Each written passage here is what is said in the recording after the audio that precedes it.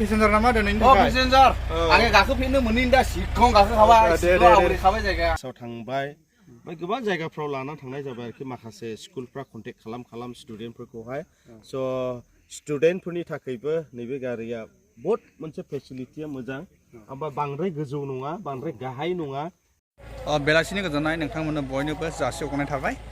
दिनैनि कन्टेन्टआ एसे आलादा जानो हागौ एबा जागोन आं दिनैहाय मोनसे भिडिअ लानानै फैदों दिनैहाय गोनांथार जोंना ब्रादार बिकुआ दिनैहाय इउटुबार बिकु दंना बसुमतारीमोन नामा बिथाङा दिनैहाय जोंखौ इनभाइट खालामलायनाय गावहा गंसे गारि लादों बास बिनि बिसयहाय बिथाङा गुवारै खेंफोरथि होनो नागिरदों बिथाङा मा फोरमायो बे बास लानायनि उद्देश्यआ आरो बिथाङा मा खारननि जोंखौ लेंहरदों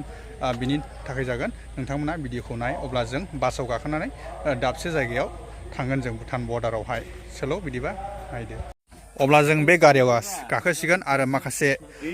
माबाफोरखौहाय दाहाय नैबे ब्रादारनिफ्राय गासैखौबो फारि फारि सोंनानै लागोन जों दा जों बेहाय गाखोनानै थांग्रोनोसै आरो गासैबो उद्देश्यफोरखौ जों सोंनानै लागोन ना माब्रै बुङो बिनिया दिनैसो गाखोनो मोनखाबाय दा बिदि गारिखौ फैद'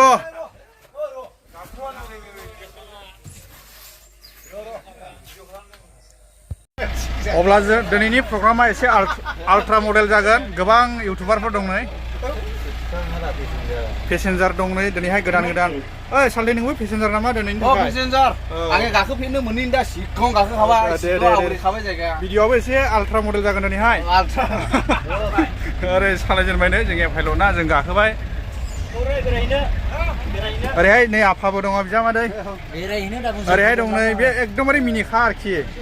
माबायदि मोनदों गाखोनो जेननानैहाय रायलाया मा होनदों ओरैहाय नै बरगयारि अफिसियेल अलिभा आरो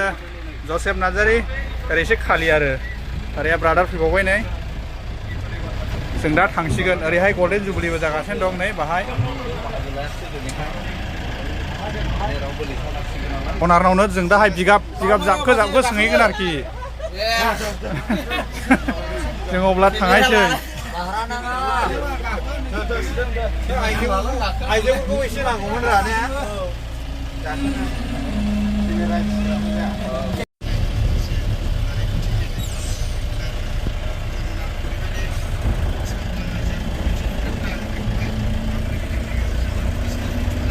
जों गाखोगासिनो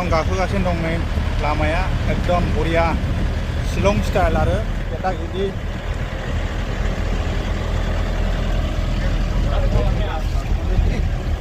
लकेसनखौ मोनथ'वाखै जों गाखोगासिनो दं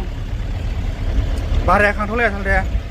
मा भारा कालेक्सन खालामथ'लाया भाराया औ खांखांबाय खांबावनांगौ आदसा दे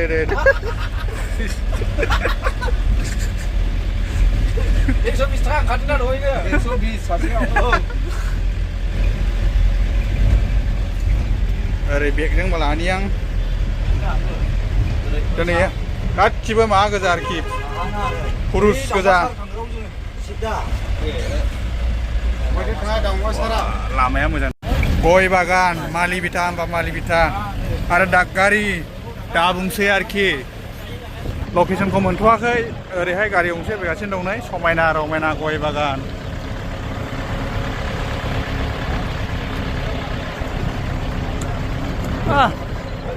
गय बागान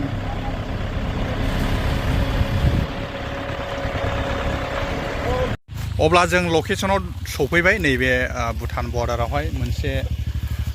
जाय ब्रादार बिकु बसुमतारीनि निउ बास गारि गोदान बेखौहाय बिथाङा आनबक्सिं एबा माबा मोनसे खेंफोरथि होनो थाखाय बिथांमोना जोंखौ खावलायनायलाय जों दिनैहाय बिथांनि खावलायनाय बायदि हांख्रायनाय बायदि जों फैबाय नैबे भुटान दावमासार नैबेहायनो नै बाहाय जों दा बिनि गारिखौ दोननानै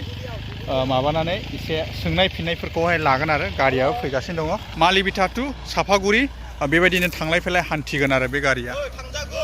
थांजाय ओरै गोबां इउटुबारफोर दङ जोंनि लकेल निसिमानि इउटुबारफोर चिरांनि ओरैबायदि मोजां भिउफ्राबो नै नायनो हागोन समायना रमायना हाजोफ्रा अब्ला जों मेन जायगायाव सफैबाय लकेसनावहाय बिनावहाय नैबे ब्रादारनावहाय जों सोंना लानोसै जाय बासनि अनार बिनि मेन उद्देश्यआ मा बेखौहाय पाब्लिकफोरनि सायाव मा फोरमायथि होयो नों बिथाङा गिबियावनो आङो बयनिसिमबो अननाय आरो सिबिनायखौ जासिग्रोनाय थाबाय ओमफ्राय ब्रादार नोंथांखौबो आङो दिनैसो लोगो मोनबावबाय बेयावबो आङो जाय भिउवार्सफोर बयनिसिमबो अननाय आरो सिबिनायखौ जासिबाय ओमफ्राय दिनै आङो माखासे स्पेशल मोनसे इनफरमेशन लाबोनाया बेनो जाहैबाय जे आङो दिनैहाय मोनसे बास आङो लानाय जाबाय ओमफ्राय बे बासखौ दा बर्तमान रिजार्भ ना जोंनि लकेल एरियायावहाय बास गैयिनि थाखायनो आङो हाबानि थाखाय पिकनिकनि थाखाय एबा मिटिंफोरनि थाखाय एबा कनफारेन्स एबा माबा मोनसे अर्गानाइजेसन जुदि प्रग्राम खालामोब्ला एबा मेरिट पार्टिनि थाखाय बेफोरखौहाय आङो नोजोर बोनानैहाय दिनै लकेलनि थाखाय सार्भिस एबा एसे फैसा बेसेनावनो दिनैहाय जायफोरनो नांगौ जादों बिथांमोननो आङो बे सार्भिसखौ होनोहाय आङो थैयारि जादों बेनिफ्राय आङो मोनसे मेन थांखियानो जाहैबाय जेराव नोंथाङा बलेर' लानानै थांनांगौ जायो हाय एबा माबा मोनसे विंगार लानांगौ जायो बेनिफ्राय डाबल मानसि केपासिटि बियो 33 केपासिटि आरो गसङोब्ला नोंथांमोना गसङाबो थांनो हागोन स' बेनिखायनो आङो बे बासखौ बेबायदिनो सार्भिसनि थाखाय बेखौ लानाय जादों आरो अब्ला ओमफ्राय बे बासखौहाय कन्टेक्ट खालामनोब्ला सोरनि नाम्बाराव नोंनियाव ना सोरबा बेखौ कन्टेक्ट खालामोब्ला आंनावबो जागोन आरो आङो बेयाव इनफरमेशननि थाखाय कन्टेक्ट नाम्बार होनाय जागोन नोंथांमोना जुदि सियर एबा बुकिंनि थाखाय नांगौब्ला नोंथांमोना निश्चय बुकिं खालामनो हागोन आङो दा बर्तमान चिरांनि थाखायल' आङो बेखौहाय एभेलेबल खालामना दोनथ'दों मानो होनब्ला बियो बागमारा एरिया माने मालिबिटा बिसिडिसिनि सिङाव थानाय जोंनि गामिया स' बेनिखायनो आङो गोजानावब्ला गोबां खस्थ' जागोन बेखायनो लकेल एरियानि थाखाय आङो बे सार्भिसखौ होनाय जादों क्लिन भिलेजाव थांबाय ओमफ्राय गोबां जायगाफ्राव लाना थांनाय जाबाय आरोखि माखासे स्कुलफ्रा कन्टेक्ट खालाम स्टुडेन्टफोरखौहाय स' स्टुडेन्टफोरनि थाखायबो नैबे गारिया बहुद मोनसे फेसिलिटिया मोजां ओमफ्राय बांद्राय गोजौ नङा बांद्राय गाहाय नङा खिन्थु जायहा जिरायगोन एकदम कम्फर्टेबल मोनगोन आरोखि गाहायावनो कम्फर्टेबल ओमफ्राय बांद्राय गिदिरबो नङा बांद्राय फिसाबो नङा स' एकदम एक्सेलेन्ट ओमफ्राय इन्टारियर डिजाइनाथ' बहुत क्लिन एन्ड निट्स स' बेनिखायनो खावलायदों स्कुलफोरनिफ्राय जुदि एक्जिबिसन एबा बबेयावबा स्टुडेन्टफोरखौ लाङोब्ला नैबे बासखौ नोंथांमोना कन्टेक्ट खालामनो हागोन आरो गोजोननाय थाबाय ब्रादारनिसिम बेखिनिखौ मेसेज हरनायनि थाखाय थेंक इउ स' माच थेंक इउ गोजोननाय थाबाय